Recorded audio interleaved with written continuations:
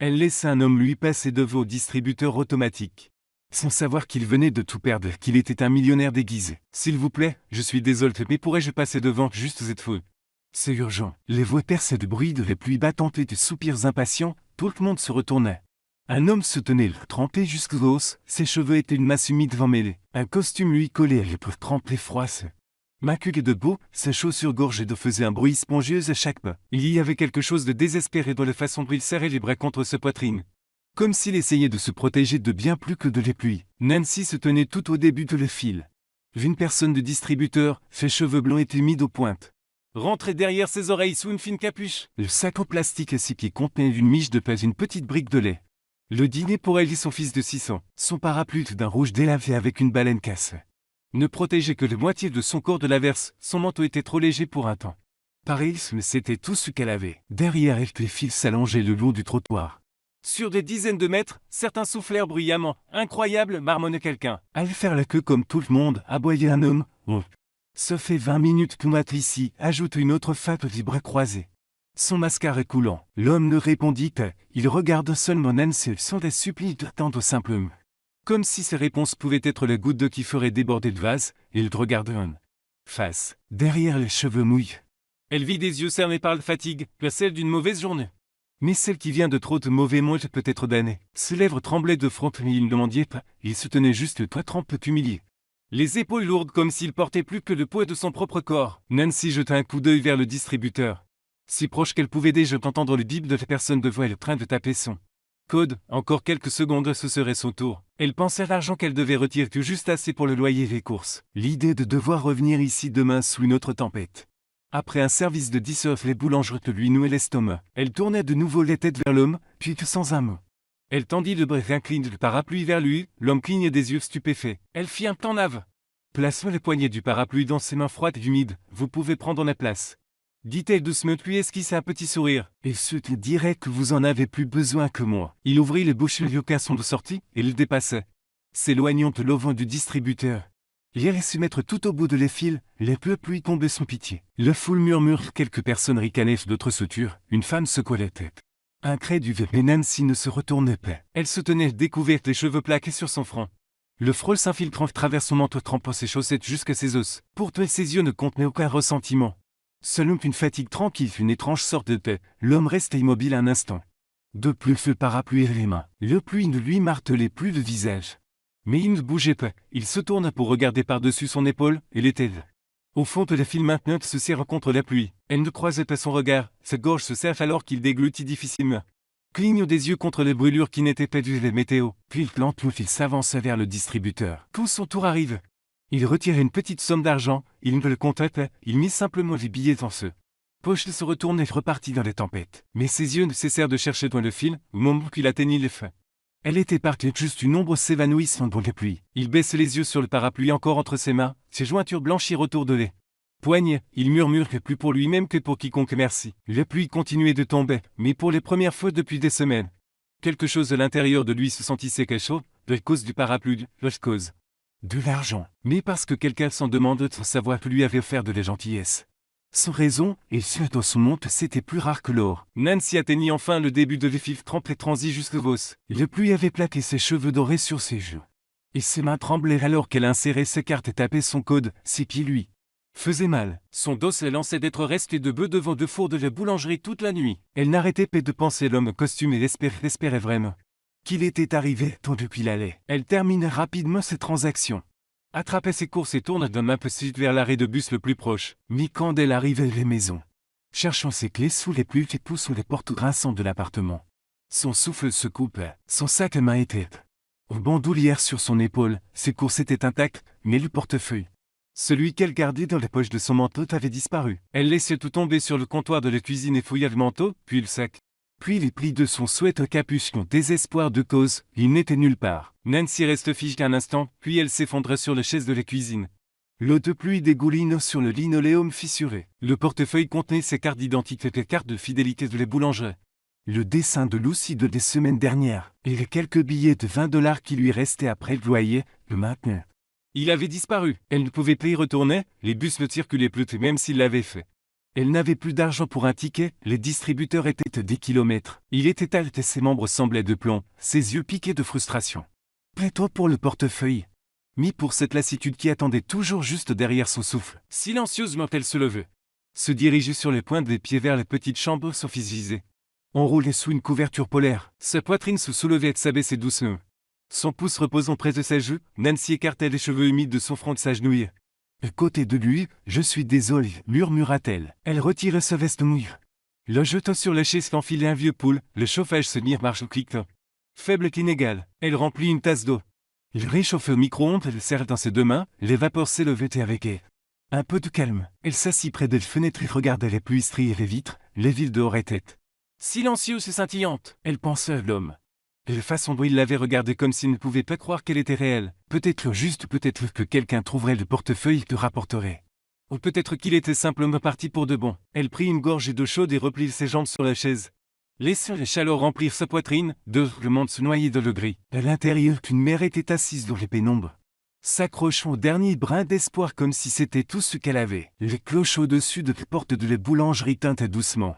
Se mêlent l'arôme sucré des brioches et de cannelle et du café frais. Nancy, ses cheveux blonds rentraient derrière ses oreilles.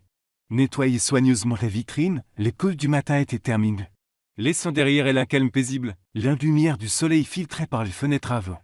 Un changement bienvenu après les tempêtes incessantes de des semaines dernières. Elle ne put remarquer qu'à l'entrée de début, il entre silencieusement.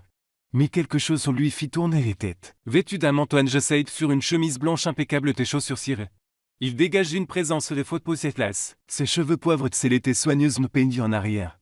Et bien que des rides de fatigue marquaient son visage, il se tenait avec une confiance tranquille. Il s'arrêtait juste derrière la vitre et observe Nancy travailler. Excusez-moi, êtes-vous Nancy, sa voix était douce et respectueuse. Nancy se fige le chiffon de la main, lentement elle se tournait vers lui. Les sourcils haussés de surprise. C'est moi, comment connaissez-vous mon nom? Il esquissait un petit sourire et s'avança. Je crois que je vous dois quelque chose, plongeons-le. Main dans la poche intérieure de son manteau qu'il sortit un petit portefeuille de cuir usé. Il était familier sans équivoque. Nancy le regardait incrédule. Mon portefeuille, s'exclama-t-elle. Retirant vivement ses mains pour le prendre, vous l'avez-vous trouvé? Devant un distributeur jeudi dernier sous la pluie, il le plaçait dans sa paume ouverte. La voix douce et égale. Leur reconnaissance traversait le visage de Nancy alors qu'elle levait les yeux vers lui, les plus. Le distributeur plus fil ténu qu'il reliait semblait à la fois lointain et vif. Il ressemblait à quelqu'un d'autre digne et elle se souvenait du désespoir. Mais ses yeux, vous êtes l'homme de les fils. Dit-elle lentement, c'est à vous que j'ai donné mon parapluie? Il hochait la tête. Oui, vous avez abandonné plus que votre parapluie ce jour-là, vous m'avez donné votre place. Elle le fixait sans vous. Alors que les souvenirs déferlaient dans la boulangerie silencieuse, vous avez l'air différent. Sa voix était à peine plus qu'un murmure. Je n'étais peu meilleur de me forme ce jour, prévoit-il avec un léger rire, pourtant.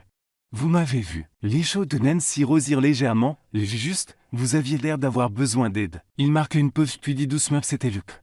Et pas seulement parce que j'avais froid. Nancy incline la tête curieuse et compatissante. Il plongeait de nouveau les mains dans son manteau et sortit un petit morceau de papier plié. J'ai trouvé c'est dans votre portefeuille, dit-il. Le déplié, Nancy reconnut le dessin de son fils. Des lignes de crayon représenteraient son petit garçon sous un arc-en-ciel, son cœur se serre de chaleur. Il le dessinait, c'est pour moi, murmura-t-elle, je le porte toujours sur moi. Il hocha la tête. La voix douce, ce dessin m'a dit qui vous étiez, son regard se levait pour croiser le sien, il y avait un blé avec votre nom, il passe une main dans ses cheveux. Je demande autour de moi. La gorge de Nancy se serra, son pouce accéléra, vous m'avez rappelé que les gentillesses existent. Toujours, ajouta-t-il doucement, que les compassions peut guérir. Un silence s'installa, il n'était pas gêné et tendre. Respectueux, il sourit, range le papier, je voulais vous remercier ce soir-là. Mais le temps que je revienne, vous étiez parti. Tout ce que j'ai trouvé, c'est votre portefeuille. La voix de Nancy tremble alors qu'elle avouait, je pense l'avoir perdu pour de bon. Il le regarde dans les yeux, je suis revenu parce que vous avez été les premières personnes depuis. L'on peut le voir, l'homme brise, mais une personne qui valent la peine d'être aidée. Des larmes piquèrent ses yeux, elle déglutit, les voix tremblantes, c'est magnifique. Il offrit un doux sourire, puis-je vous revoir? J'aimerais connaître les femmes de les tempêtes. Nancy sentit une chaleur se déployer en elle. Elle hocha la tête doucement. J'aimerais beaucoup. Le petit coin de la boulangerie était calme. À l'exception du doux bourdonnement du réfrigérateur et du cliquetis occasionnel découvert. Venant de la cuisine, la lumière du soleil filtrait par les fenêtres avant. Déverse une douce lueur sur les 2 tasses de café sur la table. Nancy était assise en face des dos et ne sachant toujours pas quoi penser de cet homme. Quelques jours auparavant, était une ombre sous son vieux parapluie qui ressemblait maintenant à quelqu'un sorti d'âne. Magazine, mais ses yeux, il portait toujours ce même poids, cette même douleur silencieuse. Merci d'avoir accepté de vous asseoir avec moi, dit Edward. Ses doigts roulent autour de ses tasses, Nancy offrit un sourire poli. Passe une mèche de cheveux blonds derrière son oreille. Honnêtement, j'étais curieuse, vous sembliez différent peu seulement de costume. Edward eut un petit rire. Oui, c'était une période étrange, il regardait par les fenêtres. Moment avant de se tourner de nouveau vers elle, j'ai perdu une femme d'un cancer, il y a 2 ans. Nous étions mariés depuis 25 ans, elle était tout pour moi, le sourire de Nancy s'effaça. Je suis tellement désolé, elle était malade pendant un certain temps. Je n'arrivais pas à l'accepter, j'ai commencé à boire. Trop, je manque le travail. J'ai délégué de plus en plus de responsabilités à mon assistante. Quelqu'un en qui j'avais confiance, il marque une pause et mâchoire se crispe légèrement. Elle est tout volte vide, les comptes manipule des contrats, le temps que je me rende compte. J'étais déjà enseveli sous le chagrin et peine fonctionnelle, il baissait les yeux dans sa tasse. Je suis entré dans un centre l'année dernière. Volontairement, j'avais besoin d'aide, j'avais besoin de silence. Nancy le regardait de cœur serré, il n'y avait aucune arrogance de ce vote, aucune amertume. Juste de l'épuisement. Je suis sorti de cet endroit avec un sac de une carte prépayée. Dit-il, tout ce qu'il me restait tenu dans mes poches, j'étais un fantôme dans un costume. Froissé, je ne pensais pas que quelqu'un me verrait, les gorges de Nancy se serrent, mais je vous ai vu. Edward croisait son regard un instant, aucun d'eux ne parla. Puis doucement Nancy commence, je connais un peu ce sentiment. Celui de disparaître, elle sirotait son café puis reposait lentement les tasses. Mon fils s'était tombé très malade quand il avait 3 ans. Une maladie sanguine rare, nous n'avions pas d'assurance et les factures d'hôpital n'arrêtaient pas de s'accumuler. J'ai pris tous les services que je pouvais trouver, j'ai vendu mes voitures, j'ai emprunté de l'argent à tous ceux qui voulaient bien m'écouter. Elle baissait les yeux. Ses doigts effleurant le bord de ses tasses, mon mari n'était supporté, le sujet sur les dettes. La peur, il est parti te dit qu'il avait besoin d'un nouveau départ. Les yeux d'Edward s'assombrirent d'empathie. Je me suis accroché, continua-t-elle ce pour Sam, ils se sortent mais les dettes. Elles ne sont jamais parties. Et maintenant? C'est juste lui et moi qui essayons de nous maintenir et flot avec ce que je gagne ici, elle sourit faiblement, il va mieux maintenant, il sait. Adore dessiner et pense que j'ai réalisé la meilleure invention du monde. Edward sourit avec une chaleur authentique se propageant sur son visage, on dirait un beau garçon. Il est, murmura-t-elle, il y eut une longue pause, Un cycliste passait devant la fenêtre, un couple promenait son chien, le monde bougeait doucement. Autour d'eux, puis Edward posait son café, plaçait une main épais sur les tables, je pensais avoir tout perdu. Dit-il doucement, large la mot à but, j'étais prêt à disparaître complètement. Mais ensuite vous étiez debout sous les pluies. Donne-t-on votre parapluie à quelqu'un qui avait l'air de n'avoir rien. Nancy le regardait. Les yeux écarquillés. Je n'oublierai jamais ce moment, continua-t-il, à cause de ce que vous m'avez donné. Mais à cause de ce que vous m'avez rappelé. Que les gentillesses existent toujours, que les gens se soucient encore. Même quand ils ont si peu donné, sa voix trembla légèrement, je n'avais pas ressenti ça. Depuis très longtemps, vous avez changé quelque chose en moi ce jour-là. Nancy clignait des yeux pour retenir ses larmes, elle n'aurait jamais imaginé qu'un si petit acte puisse avoir un impact si profond sur le monde brisé de quelqu'un, il lui sourit. Alors que je voulais juste vous connaître, la femme qui restait sous les pluies pour un étranger. Elle lui rendit son sourire. Cette fois venant de beaucoup plus profond, je suis juste quelqu'un qui essaie de faire ce qui est juste, dit-elle doucement. Edward regarde tes yeux doux, moi aussi, murmura-t-il. Et dans ce coin tranquille d'une humble boulangerie, 2 personnes brisées de différentes manières commencèrent à se voir pour ce qu'elles étaient vraiment. Le boulangerie était devenue une sorte de rituel, chaque matin. Edward entrait juste au moment où Nancy déverrouillait le porte-monnaie. Il apportait du café frais de l'un endroit voisin. Et parfois de petites choses et des fleurs pour le comptoir. Un nouvel ensemble de serviettes pour l'évier, il n'annonçait jamais ses cadeaux. Il les posait simplement sans bruit puis il devait être. Les après-midi qu'il restait à les doigts soulevés de lourds sacs de farine. Réapprovisionnait les étagères et nettoyait les plateaux. Il ne dépassait jamais les bords, n'essayait jamais d'impressionner. Il était juste dans le silencieux de ses fardeaux résonnaient Pierre des fruits. Il parlait mais pas toujours, parfois il travaillait simplement côte à côte. Respire l'odeur chaude du pain cuit, du sucre et des cannelles. Il emplante un sentiment de paix s'installe, le genre qui ne vient que lorsque l'on est vu. Ils m'ont sauvé. Un après-midi tardif alors qu'il se préparait pour le jage du week-end.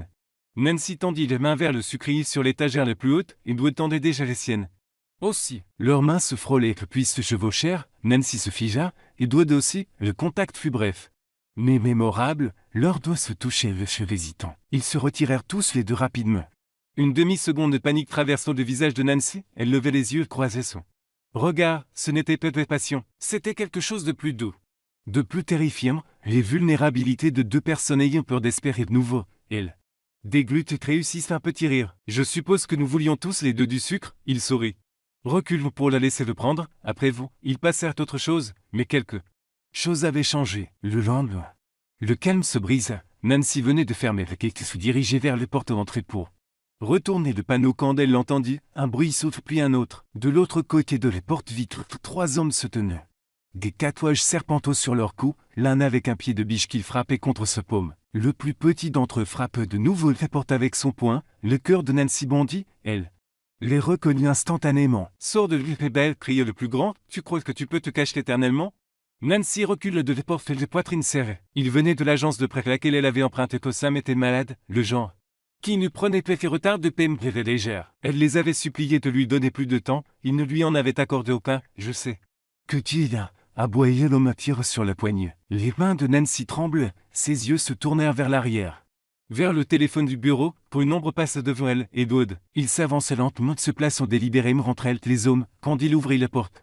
Le vent s'engouffrait dans son manteau. L'instant fut silencieux à l'exception de les cloches au-dessus du cadre. Le plus grand des hommes toisa Edward de la tête aux pieds. C'est de te regarder, le vieux. Les voix d'Edward étaient calmes et froides. Cela me concerne maintenant. L'homme ricana. Et nous doit de l'argent, un tel frais de retraite et du vrai argent. Edward s'avança jusqu'à n'être qu'un souffle de la poitrine de l'homme. Elle ne vous doit rien.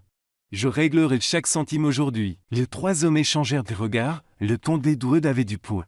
Le genre qui venait de quelqu'un habitué à être écouté. Le plus petit grognir d'à côté et elle d'intérêt être quitte après ça. Edward ne s'y est pas, elle le sera. Ils se retournèrent et partirent. Disparaissant dans les ruelles, Nancy reste figée derrière le comptoir, le souffle coupé. Edward se retourne à l'entour, fermant les portes derrière lui et revint vers elle. « Je ne t'ai pas demandé de faire ça, murmura-t-elle les voix tremblantes. « Je sais, répondit-il. J'aurais pu me sortir. Je sais. » Elle te regarde les yeux s'emplissant de larmes. « Pourquoi ferais-tu ça ?»« Parce que, dit doucement Edward. Personne ne devrait être obligé de mendier pour survivre. » Et il fixait le poids de tout ce qui pesait sur sa poitrine. Il offrit le plus petit des sourires. « Et parce que je n'ai jamais oublié de faire qui ait donné son parapluie sa place dans les fils. » Les lèvres de Nancy s'entr'ouvrirent et vieux comme de sortie. Juste de la gratitude à quelque chose de nouveau et de terrifiant de l'espoir. Nancy regarda l'enveloppe dans ses mains. À l'intérieur se trouvait une offre d'emploi imprimée qu'assistante administrative et partielle. Horaire flexible, salaire équitable, avantages sociaux inclus. Elle levait les yeux vers Edward. Assis de l'autre côté de la table de la boulangerie, son expression était aussi calme et stable. « Que toujours, je n'ai pas besoin de tes charités, dit-elle doucement, non par colère, mais par peur de devoir plus qu'elle ne pouvait donner. » Edward se penche en avant. Croisons les mains, ce n'est pas de la charité, tu as dit que tu voulais me rembourser, je te donne un moyen de le faire, sans pression, sans piège. Mais, dans ton bureau, demanda-t-elle. Il sourit faiblement, ce n'est pas gratte-ciel. Juste un petit centre d'affaires communautaire que je gère, quelques propriétés immobilières et quelques subventions locales. De petits investissements dans des choses qui comptent, j'aurais besoin d'aide pour organiser des dossiers, planifier des appels. C'est du travail que même si du vrai travail, elle hésitait. Je veux que tu gardes le contrôle, ajoutait Edward, mais j'aimerais aussi vous garder tous d'être proche de sécurité. Son cœur se serra à ces mots. Il lui offrait de l'intimité, pas de la pitié, alors fait le chalante me la tête, d'accord. Je vais essayer. Les premières semaines furent calmes. Nancy travaillait 2 après-midi par semaine au bureau. Des triant principalement des documents gérant des tâches administratives de base. C'était un petit espace ensoleillé au-dessus d'une boutique de fleuriste. Avec de vieux parquets boîte une cafetière qui sifflait plus qu'elle ne coulait. Edward la traitait comme n'importe quel autre employé avec respect et professionnalisme. Mais de temps en temps, elle le surprenait et regardait avec le genre de regard qui contenait plus que de la gratitude. Cela lui faisait peur, et pour tout cela le réchauffait aussi. Les jours où il était trop fatigué pour aller chercher Ben à l'école. Edward proposait, juste une fois. Se disait-elle, mais c'était ensuite devenu une fois par semaine. Bête normalement timide avec les étrangers. C'est rapidement attaché à lui, Edward avait une façon de parler aux enfants comme s'ils étaient des égaux. Peu des choses fragiles, mais des personnes avec un cœur entier. Maman, monsieur. Edward m'a aidé masse aujourd'hui, dit Ben un après-midi. Souriant pour Andis un dessin au crayon des 2 en train de construire une fusée avec des chiffres. Nancy souffrit de cette douleur silencieuse dans sa poitrine revenant. Un vendredi soir après avoir fermé les boulangeries. Edward et Nancy s'arrêtaient à l'épicerie ensemble, elle avait prévu d'y faire un saut rapide. Mais il insiste pour les deux. Dans l'allée de Céret, Ben s'élança. Attrape une boîte rouge vif et déclare fièrement que c'était les sortes amusantes. Nancy levait les yeux au ciel, mais Edward et jetait dans le chariot, le requête. Nancy cherchait son portefeuille, mais Edward avait déjà passé ses cartes, garde le tien. Dit-il doucement, considère ce comme une partie de ta prime de travail, et fronça les sourcils, il faut que tu arrêtes de faire ça, il regarde les yeux bienveillants. Je n'ai pas de faire que je veux le faire. Ce soir, ils dînèrent ensemble spaghetti passe-like dans le petit appartement de Nancy. Ben bavardait raconte des histoires sur l'école. Tandis qu'Edward écoutait avec un sourire qui ne quittait jamais son visage. Après que Ben soit réveillé, Nancy apporte 2 tasses de thé sur le canapé. Ils restèrent assis au silence pendant un moment. Le doux bourdonnement du chauffage remplissait l'espace. « Je ne m'attendais à rien de tout ça, dit-elle doucement. Après tout. Moi non plus, répondit Edward. Je pensais que j'en avais fini, avec les gens. Elle se tournait vers lui, mais tu ne l'es pas. Il secoua les têtes. Non, j'ai trouvé une raison de réessayer. Elle détourne le regard effrayé par ce qu'elle pourrait ressentir. Edward n'insistait pas. Il s'assit simplement à côté d'elle, sirotant son thé, laissant le silence dire ce que les mots ne pouvaient pas, au cours des semaines suivantes. Ils devinrent une sorte d'équipe. Edward réparait ses fuites de cuisine. Nancy apportait des restes de muffins à son bureau. Ils emmenaient Ben au parc le dimanche, où Edward lui apprit à faire voler un cerf-vol et Nancy rit pour les premières fois depuis des semaines. Leurs mains se frôlèrent à nouveau une fois. On attrape une assiette, aucun ne se retirait rapidement cette fois, mais toujours. Rien ne fut dit, pas de déclaration, pas de promesses. Seulement des croissances silencieuses de quelque chose de profond et de réel, ce n'était pas encore. De l'amour était les formes. Et parfois, la forme est plus puissante que le mot. Nancy arrivait au bureau d'Edward un vendredi après-midi avec une boîte de biscuits. Les lumières étaient encore allumées, ce qui était inhabituel cette heure tardive. Elle hésitait avant d'entrer. Des dossiers tapissaient les murs, une boîte en métal de stylo était posée à côté d'une grande enveloppe marquée fond de bourse de quartier. Edward était assis à son bureau, lisant une lettre avec un doux sourire ignorant ses présences. Salut Nancy, posant des biscuits. Edward levait les yeux surpris. Nancy. Je ne t'avais pas entendu entrer. Elle lui rendit son sourire. Je jetai un œil de l'enveloppe, cette bourse.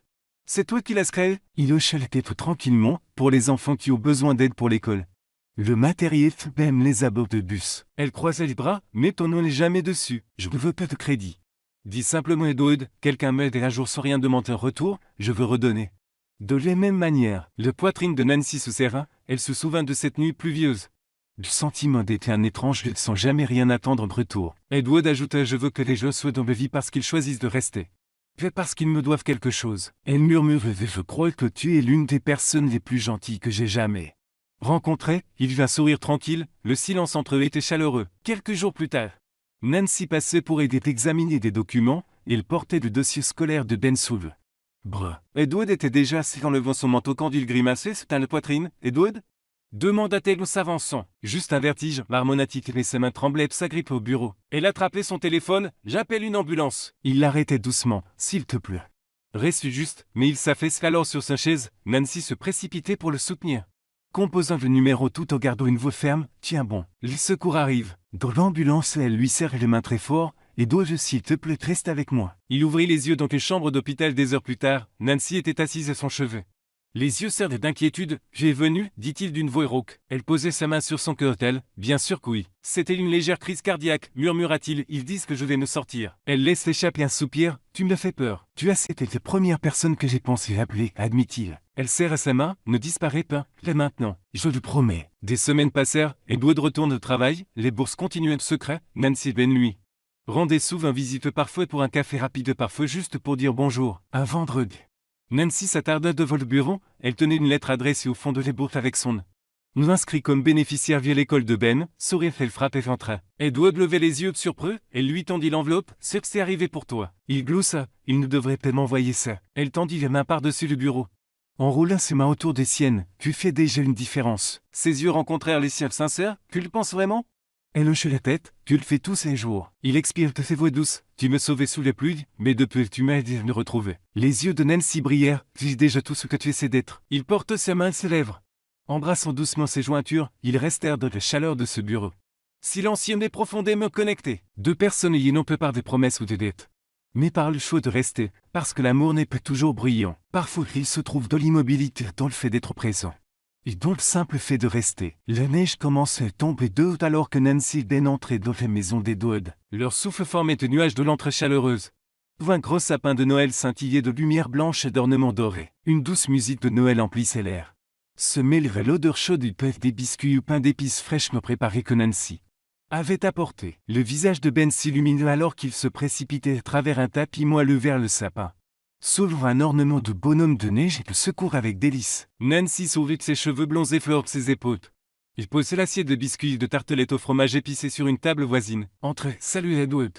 S'approcha et sourit en tenant la porte. Il portait un pull vert foncé et un jean sombre. Ses cheveux argentés étaient en désordre. Comme s'il avait arrangé de décoration. Sa tension habituelle avait disparu. Il avait l'air sincèrement content. Ben se précipitait dans ses bras. Joyeux Noël, monsieur Edward. s'exclama-t-il, et Edward le souleva puis chatouilla des côtes jusqu'à ce que tous deux éclatent.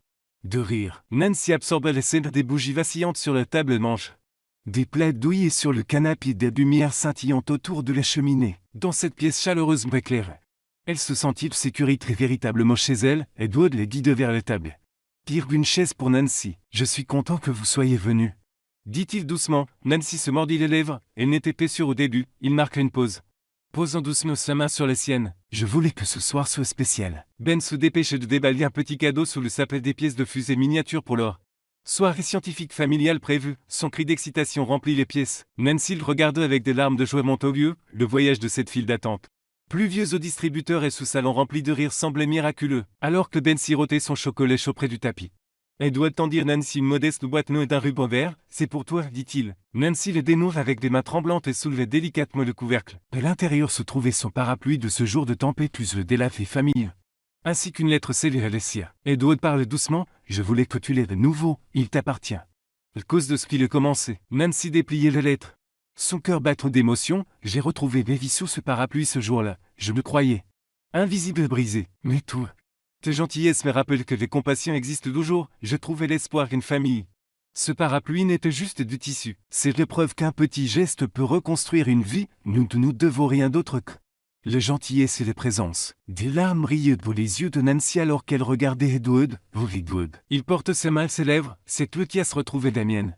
Murmura-t-il, je voulais juste te le rendre. Puis il l'embrasse sur le front. Un contact de respectueux qui en disait long. Nancy ferma les yeux et se laissa aller danser. Cette chaleur, Beth observant depuis son siège fut glisseux pour les enlacer tous les deux. Je vous aime. Dit-il doucement. Nancy lui embrassa des cheveux. Nous t'aimons sur Ben. Tous les trois s'assirent ensemble sous la lueur des bougies et des chants de Noël jouant doucement. La neige tombe au dehors. Ils étaient une famille formée non pas par le soft mais par la gentillesse.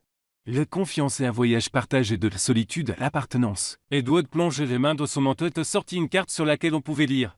L'amour et la famille que l'on choisit. Nancy le regarda avec des yeux pleins d'espoir. Il prit une inspiration et demanda-t-il y a encore une chose. Veux-tu m'épouser? Ses réponses furent un oui enthousiaste. Entrecoupé de larmes, il rit contre ses cheveux. Il se tournait ensuite vers Ben. Mon fils, nous ferais-tu l'honneur d'être notre témoin? Le sourire de Ben illumina les pièces plus que n'importe quel ornement. Vit absolument. Sous des lumières scintillantes et un ciel d'hiver étoilé. Deux personnes qui s'étaient autrefois senties seules se sont retrouvées et ont construit quelque chose de plus fort que tout ce qu'elles avaient perdu. Ils n'étaient plus des étrangers. Ils étaient une famille. Si cette histoire a touché quelque chose de votre cœur, si elle vous a rappelé que les gentillesses comptent, que l'amour peut nous trouver dans les endroits les plus inattendus, que les familles ne naissent que toujours elles se construisent, alors nous vous invitons à rester avec nous. Il y a d'autres histoires comme celle de Nancy et d'autres, des histoires de greffe ou de guérison. De seconde chance. Abonnez-vous sur le Stojin Story et rejoignez une communauté qui croit en l'espoir. Elle est bon humaine pour l'amour qui trouve son chemin, parfois à travers une tempête, parfois à travers un vieux parapluie. Mais toujours au bon moment, cliquez sur ce bouton d'abonnement et laissez votre cœur être ému. Encore et encore.